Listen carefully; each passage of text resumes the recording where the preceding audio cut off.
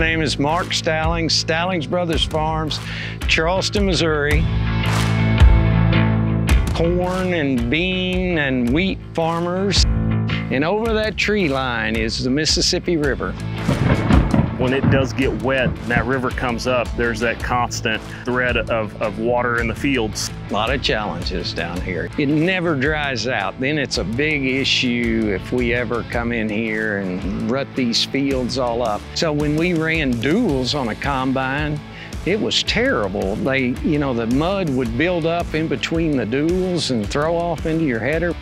We've tried tracks. When we leave a field and it's been extremely muddy, the tracks, they build up with a lot of mud in there. And if you don't clean them out, you'll just burn those bogey wheels out and burn the tracks up. Maintenance is a big issue with them.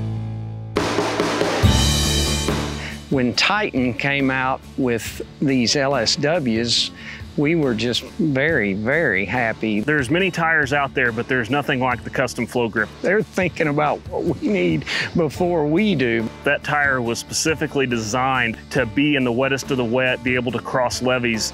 Now, by adding it into the 1400 tread width, we're able to do just even that little bit more that the 1250 couldn't do.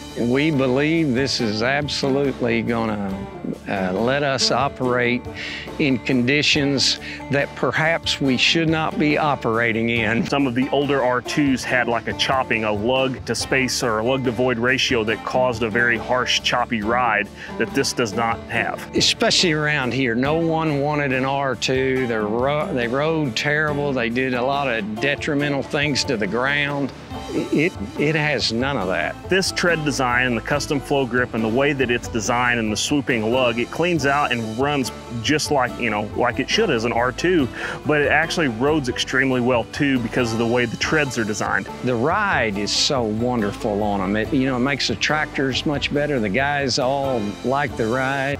I was shocked. We actually did a study. We had two planters that went side by side, and you could visually see, but I wasn't expecting that we'd actually have a quantifiable difference. And I ran the combine myself, and there was a difference. I would say these are as good, if not better, than tracks. It seemed like it pulled as good, if not better, in the mud. Other thing that gives you a little peace of mind is the resale value. I mean, I believe that this will be coveted much higher than a combine with tracks on it, because this custom flow grip is really gonna be fantastic.